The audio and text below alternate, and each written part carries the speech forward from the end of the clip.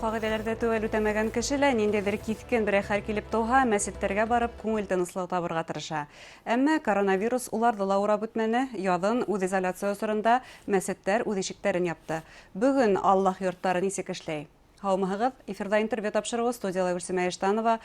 Программабызның кунагы Үзәк Диния назаратының Өфе калаһы беренче Ямик мәчете имам хатибы Әхмәт Әхмәров. Әхмәт хәзрәт, һаумыгыз. Хәйрле көннәр.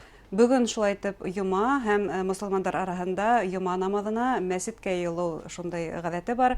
Ничек бүген эшләй мәчетләр? Кешене күпләп кабул итәһегезме? Йомалар мөбарәк булсын, Аллаһка шөкер. Бұл гадәт кенә түгел, бұл дини кагыйдә, ир кешеләргә, мәчетләргә гомумән килүе тиешле. Әлбәттә, пандемия вакытларында, әлеге менә коронавирус вакытларында мәчетләребез ябылып торды. Һәм бераз еңеләйгәс хәлебез, мәчетләр Аллаһка шөкер асылды. Әлеге вакытта бүтән намазлар үткәрелә, йома намазларында үткәрелә. Тик без халыкка игълан итәбез һәм дә моңа катгый карайбыз. Бүтәнеһе маскала булырга тиеш. Маскаһы булмаһа, мәчеткә кертмәйбез. Ундагы антисептиктар менән кулларын обрабатывать итәргә тиештер. Һәм әлбәттә социаль дистанция дип әйтәбез. Ягъни 1,5 метр халыкты утыртабыз. Шуңа күрә әлбәттә халык мәчеткә бер яктан күп тә йөрмәй. Икенче яктан халык хыймаһа, ул вакытта безнең шундай мөмкинлек бар. Тышта намазлыктардан яйып, унда намаз үткәрү мөмкин. Әлеге вакытта был мөмкин көндәр ела торганда шулай. Әлеге вакытта мөмкин. Хәзер инде һавытка, кыштар еткәс, мин әйтә алмыйм ничек булыр.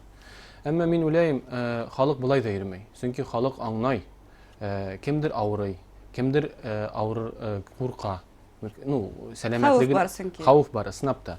Инде ундай вакытларда безнең мөфти хәзрәтебезнең Талгат Таҗуддин шундай фәтвәһе дә бар.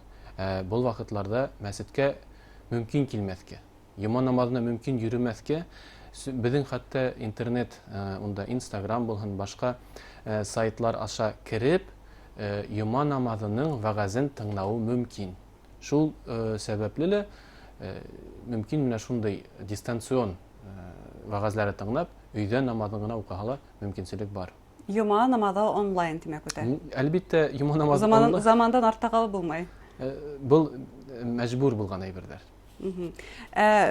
Имамдар арасында хәлләр ничек? Улардан сирләүчеләр бармы? Беләгезме, без имамлар шулай ук кеше, Аллаһ, без бөтен Аллаһ бәндәләре, сирләүчеләр булды, сирләп тә алдылар, банчылар да ятып алдылар.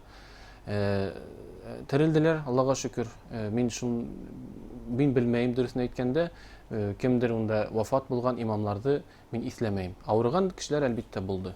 Һәм мөселмандар арасында айрылса безнең республикала дип әйтәйек, йома сәйе, аят ашына сакыру дигән шундай йолаларыбыз бар. Бу йолаларга кагылышлы һезнең фикердә ишеткә килә. Безнең халкыбыз аша гына түгел, гомумән ислам динендә ул да әйбер бар. Ул бүтән дөнья исламы шулай дип йыела. Ул яназа мәҗлесләрендә булһын, никах мәҗлесләрендә булһын, исем кушу мәҗлесләрендә булһын, гомумән Куран мәҗлесләрендә ислам динендә безнең башкортлар арасында гына түгел, татарлар арасында түгел, гомумән ислам дөньяһы арасында шундай мәҗлесләр үткәрелә. Әгәр дә пандемия вакытларында әйтәйек, ул коронавирус кына түгел, төрле элек менә ваба авырулары булган, холера авырулары, ягъни ничек әйтергә, йогыусы, йогышлы серләр булган сакта? Ул вакытта инде мондай мәҗлесләрдән тыелырга тиешле. Әгәр чөнки һинең сәбәпле бер кемдә авырып китһә, яки ул вакытларда кемдер авырыһа, бул савап булмай, мөхтәрәм. Мәгәт дип әйтәм, бул гунах була. Әмма без бүген ишетәбез, авылдарда барыбер да аят мәҗлесләре үткәрелә. Имамдар баш тарта аламы? Имамдар баш тарта алалар. Әгәр дә шундай мөмкинчелек бар икән, ондай мәҗлесләрдә онлайн форматта үткәрергә. Без онлайн форматта үткәрәбез. Касан имам интернет селтәре аша аралашабыз. Онда WhatsApp булһын, башка ниләрендә интернет селтәре аша имам Кур'ан укый, дуга кыла. Онда хәтта бер йөрдә генә түгел, күп калалар, республикалар бергә йыелып, бергәләшеп шайтып дуга кылабыз, Кур'ан укыйбыз. Ондай мөмкинчелек бар. Яки кеше үзенең сәламәтлегенә игътибар итмәй икән, ул вакытта мин бер нимә эшләтә алмайм. Беләгезме? Моңа каты карарга кирәк. Пәйгамбәрбез әйтә: "Ас-сиххату aqdamul фараид". Сиххат, сәламәтлек ул иң беренче фарыз. Ягъни иң мөһим булган әйбер, нимәгә игътибар итәргә кирәк. Инде әгәр дә авырган кеше белә тора, барып шундый мәҗлесләргә катнаша, ул гунах була. Аллаһ каршыһында яуаплылык авыр буласак, кеше хакында мин уйлыйм, ул зур гунах буласак. Демәк, тәү сиратта без үзебезне һәм якындарыбызның сәламәтлеген һакларга тиешбез. Әгәр дә бындай мәҗлесләр тыела икән, онлайндан тыш тагыла ничек мәрхүмнәрнең рухын кадерләп искә алырга мөмкин? Беләгез, безнең бер самоизоляция булды бит. Самоизоляция вакытында нисек эшләндек без? Бер яктан онлайн ысынапта булды. Мин хәтта үземне өемдән, йортымдан карап, ундагы халык шайтып йыла, бер селтәрдә карап, Куран укыдык, дуга кылдык. Хәтта улар садаканы да миңа ибәрделәр. Беләгез, әлеге вакытта онлайн, ой, ул да әйбәт, садака бирү дә яхшы, кабул итү дә саваплы. Ул да кирәк. Тик килеп сыкмай икән онлайн сәбәпле дә, ул вакытта инде безгә Чөнки барыгының да онлайнга күсергә мөмкинлеге юк. Шул ук авылдарда тәвәйтик. Шылтыраталар, телефондан шылтырата, хәзрәт, менә минем шундый хәл булды, миңа укып куялы, минем малаем кайдадыр китә, яки кемдер авырып китте, нимәдер булды икән, ул вакытта беләгезме, без барып укырга тиешле. Безнең хезмәтебез, Аллаһ юлындагы хезмәтебез халкыбыз өчен ул нинди генә пандемия булмаһын, без табасак бит үзенең сараһын. Ул табыласак, ул бар да ул. Демәк, телефон ашала Коран аяттарын ишетергә, яңгыратырга мөмкин иде. Әлбәттә мөмкин. Тагыла шундай хәл бар, яшерен батырын түгел, коронавирустан республикабызда үлүселәр дә бар, һәм был осракта яназа тәртибен нинди дини йолаларда үткәрү тыела, кайһылары рөхсәт ителә? Алдан айтып үткәйнем, коронавирус менән әгәр дә кеше авырый икән, яки башка авырудан авырый икән, мондый мәҗлесләргә үзенә катнашырга ярамай, һәм дә гомумән мондый мәҗлесләрдә үткәрергә ярамай. Әгәр дә кеше коронавирус булһын, башка йогышлы авырулар була икән, ул вакытта җаназа намазы укыла, тик мәйет янында түгел. Вафат булган янында түгел, башка ердә, мөмкин мәсҗидтә лә укырга яназа намазын. Мөмкин башка ердә лә укырга, бергә йылышып, унда укырга мөмкин. Бергә йылышып дигәндә лә, унда якын түгел. Күпме кеше мин әйтә алмыйм. Унда тойы булмай. Әгәр дә кеше вафат булды икән, барыбер уның туган тумасалары киләләр.